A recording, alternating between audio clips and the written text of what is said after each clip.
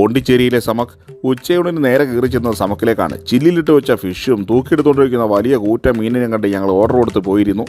ആദ്യത്തെ ഇതെൻ്റെ വെജിറ്റേറിയൻ ഫുഡാണ്. അങ്ങനെ പന്നീറും ഫ്രൈഡ് റൈസും ഒക്കെ എത്തി. അതെല്ലാം കഴിക്കാനുള്ള പുറപ്പാടാണ്. അശ്വതി ഓടി വന്നിട്ട് ഒരു പന്നീർ എടുത്തുനിന്ന് കഴിച്ചു നോക്കി. എങ്ങനെയുണ്ട്?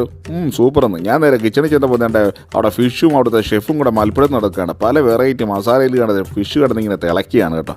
ഞാൻ തിരിച്ചു വന്നിരുന്ന ഒരു പനീർ എടുത്ത് കഴിച്ചു. അപ്പോഴേക്കും നമ്മുടെ ഫിഷ് വരുമല്ലോ. അതെ, ഏതാണ്ട് ഫിഷ് അവിടെ വാല വന്നുകൊണ്ടിരിക്കുകയാണ്. എത്തിക്കഴിഞ്ഞു കേട്ടോ.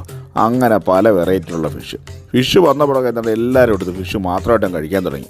കൂടെ നമ്മൾ പൊറോട്ടയും റൈസും ഒക്കെ ഓർഡർ ചെയ്തിരുന്നു കേട്ടോ. അതൊക്കെ വരുന്നതിന് മുമ്പ് വേണ്ട സുനിച്ചേട്ടൻ ഫുൾ ഫിഷിനെടുത്താൻ കഴിച്ചു. അങ്ങനെ ഞാനും എടുത്ത് കഴിച്ചു നോക്കി. ഒന്നൊന്നര വെറൈറ്റി ആയിരുന്നു കേട്ടോ.